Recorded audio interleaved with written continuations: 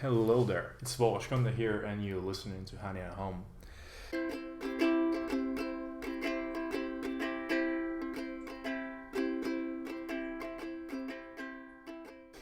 So, why did I decide to go to Oslo in the first place?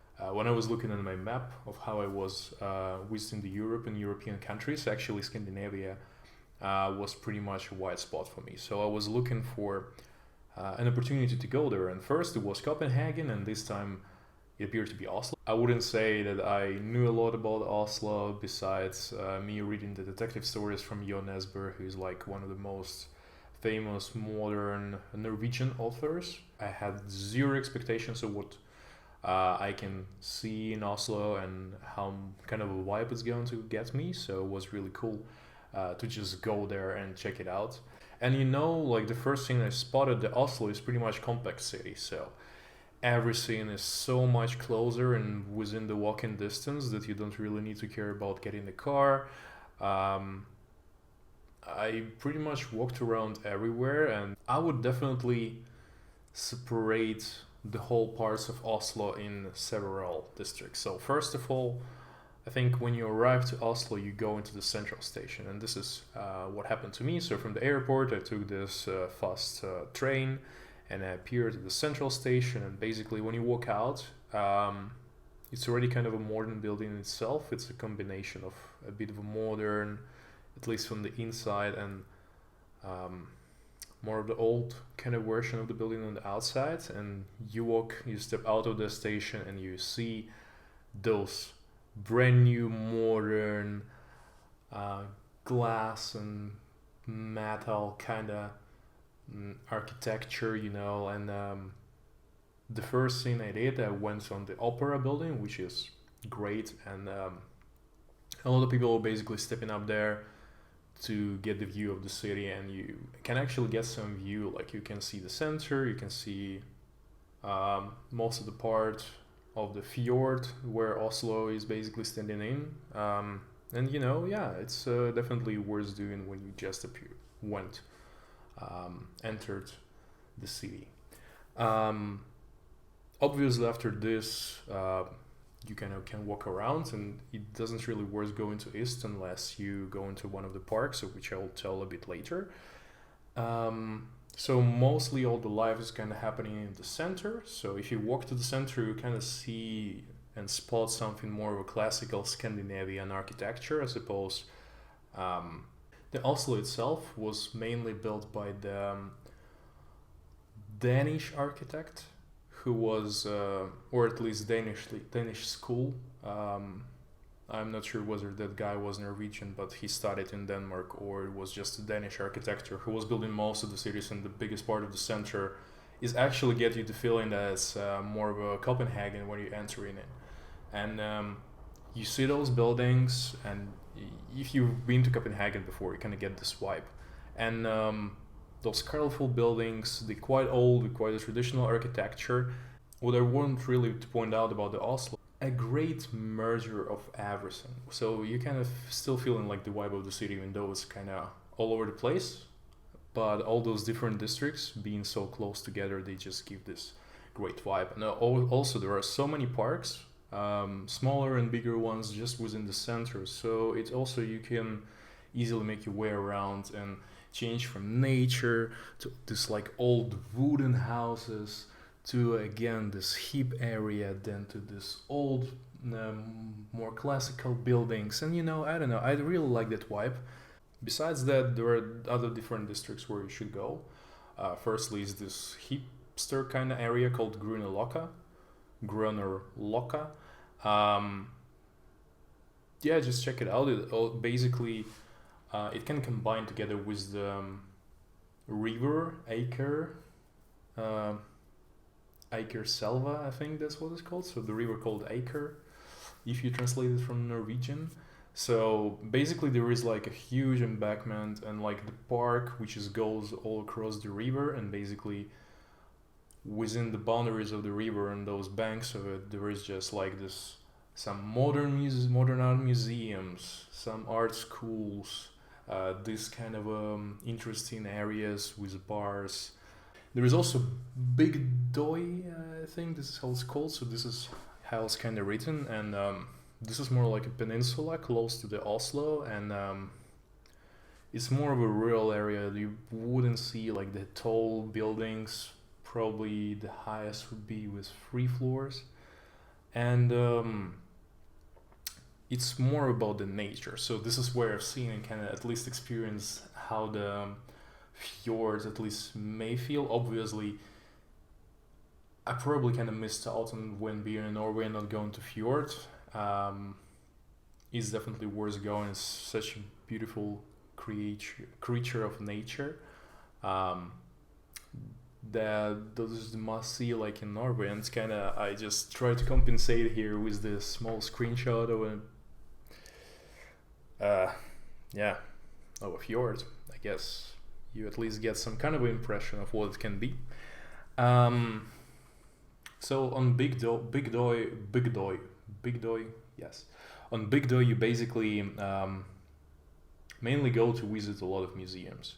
So it's a nice segue to going into kind of attraction section. So on a Big Doi, you basically can visit a bunch of historical museums. So there is this one kind of a Norwegian Museum of Cultural History, which is pretty much like village, kind of recreated village from old wooden Vikings houses. So there were a lot of this small wooden huts from 12th, 11th century, and basically the idea was that they collected those small houses from all over the country, and then they just brought them there, and then the workers of the museum, they just reassembled those houses. And so for all the tourists and all the visitors, it's just you're able to walk around them and see. And I think for the most part it's kind of excited, and you getting really hyped, and you expect to see like a lot of different houses, different styles, maybe, or something more interesting. But I think after you saw this old Vikings church, or at least old Norwegian church, I'm not sure whether they still were considered to be Vikings, nothing can top it after this. You know, all other houses, they are more or less the same, and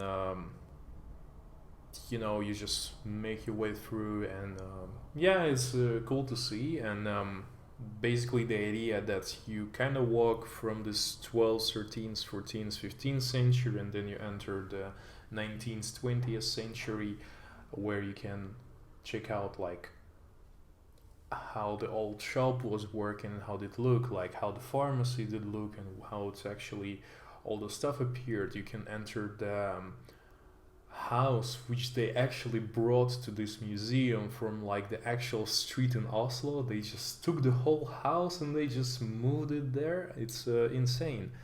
And then you can just walk the rooms, and you can see, okay, so this is how people lived. Not too different, because it's like it was happening in the previous century, and some people still live in such places in the same way. But still was cool to check out their households. And I think the period and the season where it's mainly popping is more of a summer, and when I was there, it was already beginning of November. So it also meant to have a bunch of artists who would interact with the crowd, interact with you. And I fortunately managed to meet at least one artist, and she was impersonating this woman living in the beginning of 20th century, and she was cooking the onion soup in her small hut, suffering from cold.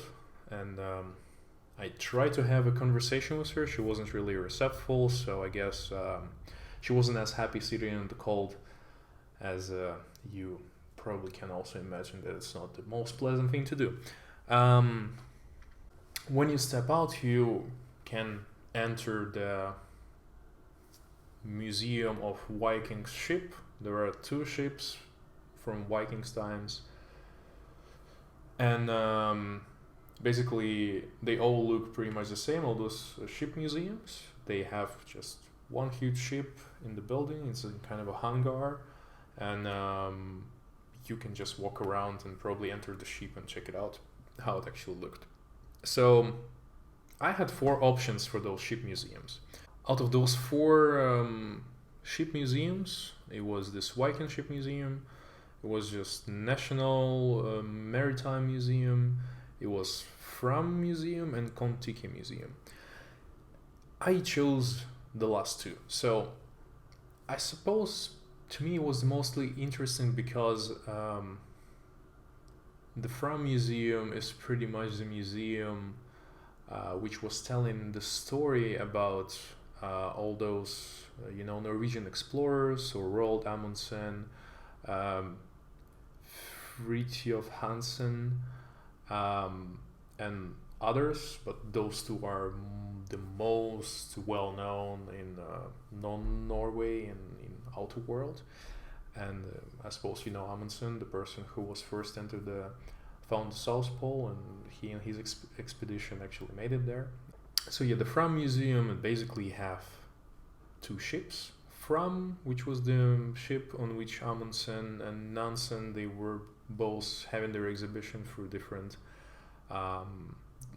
they have I think 4 or 3 exhibitions on this ship, and obviously they were not in the same crew, they were differently because Nansen and Amundsen were having their own crews basically. So Nansen is famous for exploring the Greenland. So he basically entered the Greenland. He was the first person to cross it throughout, and he was also making his way on the Fram also to the Northern Pole, while Amundsen was also exploring that part, and he also was the first man on the South Pole.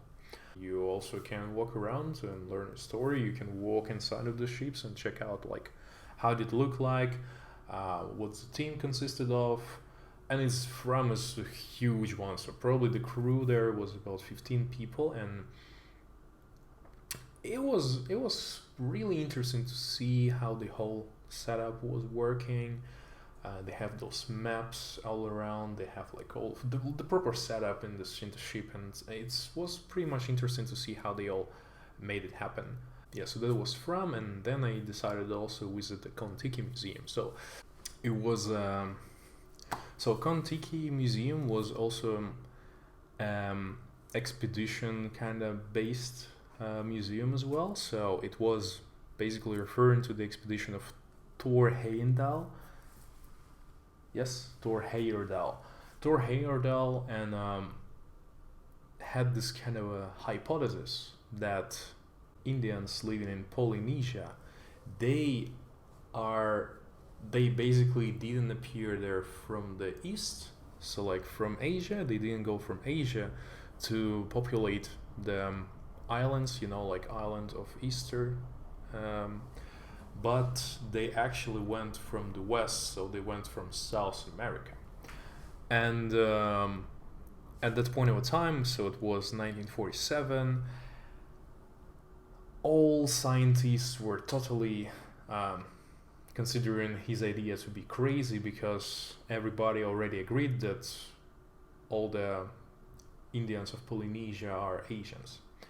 So Thor Heyerdahl and 5 of his friends, they went to Peru. They built they built a raft. They built a raft out of the banana palms, I think. I hope I'm not saying something stupid, but yes, so they built a raft exactly in Peru from the local sources. They didn't bring any additional technology, so they just wanted to prove that on this raft, on which they can build with technology that were able, centuries ago, they would be able to get to the Polynesia. They planned to arrive there within 120 days, something like this. So All of them, they just like took all the possible resources for such a long exhibition, so like water and food pretty much. And yeah, they actually made it, and they proved that it is possible, and most likely those Indians are actually from South America. So this whole exhibition shows this Kon-Tiki raft, and they also had another exhibition of another raft kind of old style ship, which they built to go from Western Africa to South America, and I think to prove that old Egyptians or yeah, I think it was Egyptians, that they actually were able to go from Western Africa to South America, so like transatlantic raft, which they had two expeditions, and I think Ra 2 was actually a successful one, and they also had a bigger crew, and yeah, they made it happen. Besides that, the must-see places in terms of museums and attractions would be Munch Museum. You probably know Munch. He's probably one of the most famous painters of Norway, who made the famous picture Scream. I was able to see the picture there as well, and some of his other works, which I also liked, and I actually found out that he's quite a talented artist. And I before the Scream, I wasn't really sure so how kind of what kind of works he was actually doing. I never really cared enough to check out, but now it was really interesting that I had this opportunity to see, and I in the first place didn't go there to see the Scream, which was more of a surprise for me to find out that in this museum they also have the copy of like the original copy of it. So this is one thing. Another art museum would be the Astrup Fearnley Museum, which is more of contemporary art. I didn't really had enough time to get in and to check out the exhibitions that were presented in there, but the building and the zone around it was looking pretty cool. So I think if you guys are fans of some contemporary art, you should check it out when you're there around. And also Oslo made like two big sculpture parks, and well, technically they're not sculpture parks. So there is the one which I think suppose is more famous, is called Frogner Park, and within the Frogner Park, which is quite big as well, it's more in the western part of the city, and not in the center, but yeah, pretty much from the west. Within this park, as I found out, there is like Vigeland Park, and Vigeland is one of the most prominent Norway sculpture artists, and so his works are mainly depicting the emotions of people, their interactions between each other, and you basically can walk this alley, this bridge, and you see people in different situations of their life, and it's so funny to just that he depicted those emotions of people, and positive or negative happening, arguments, fights, hugs, dances, everything is in there. They also have this kind of really weird obelisk, which is made out of bodies of people.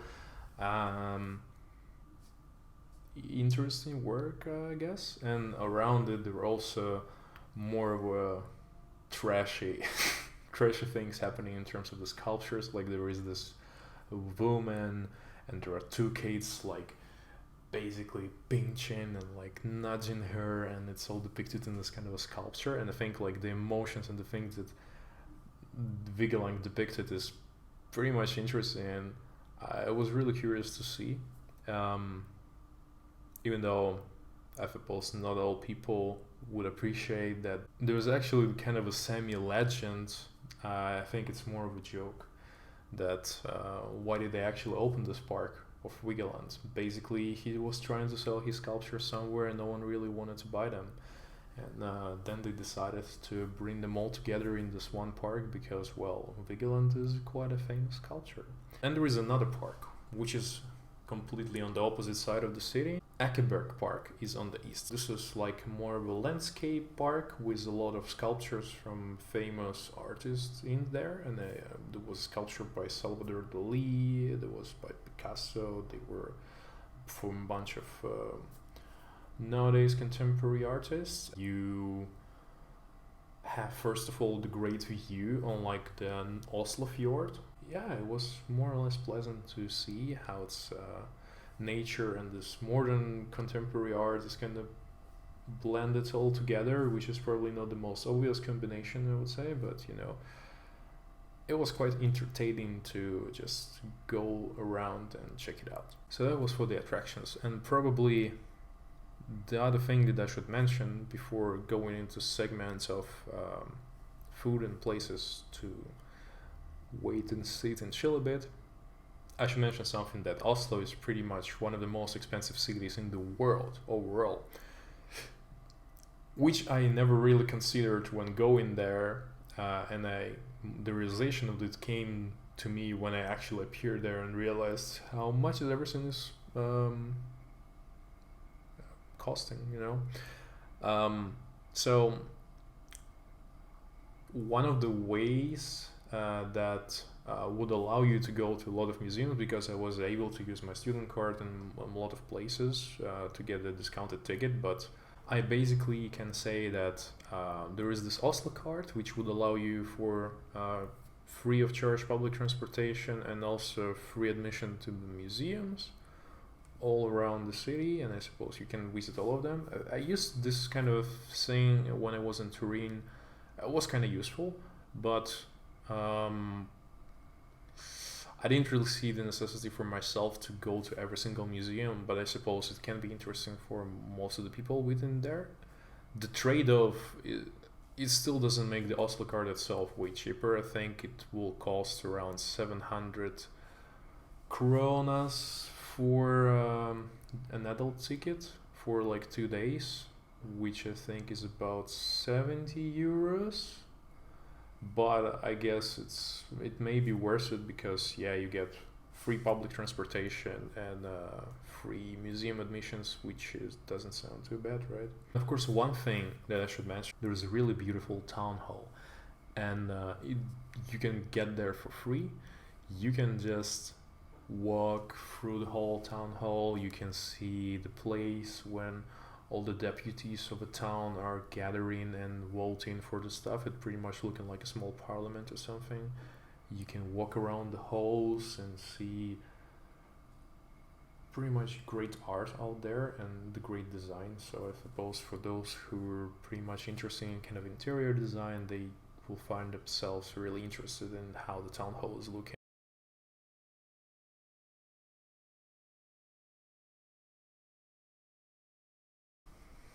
So the places to eat or drink. Actually, for myself, I'm a huge coffee fan. So I found for myself a perfect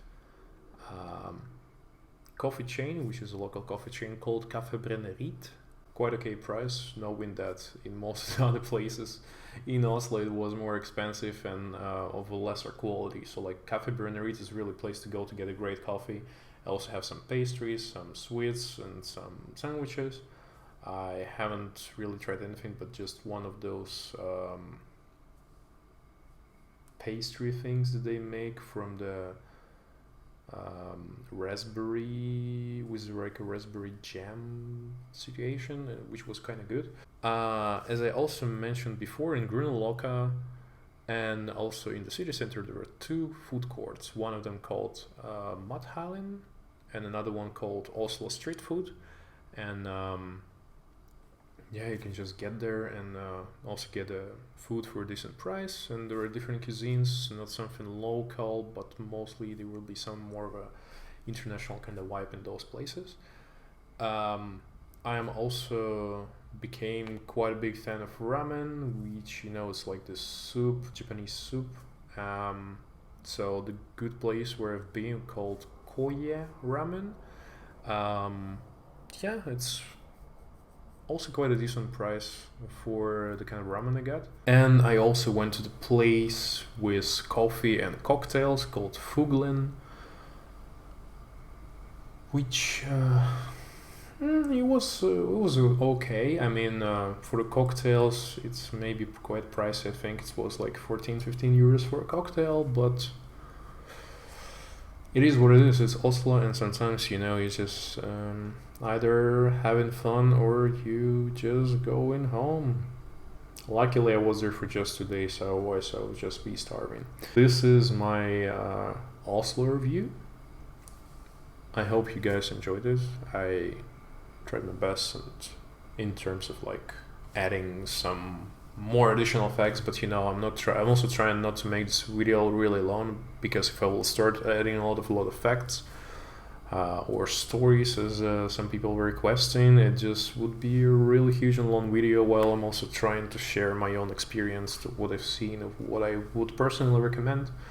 Thank you guys for watching. If you are from Oslo or from Norway, please also let me know in the comments, so we maybe have a discussion. Maybe I just so much blinded by what I saw, and come on, you guys have this standing scooters all around the city. Maybe that's something that's annoying about Oslo. Yes, because too many of them, even though they're great to get your way around. So if I say something too good or miss something, please let me know in the comments. Would be great that we have a discussion with people from Athens in the last video, which was great.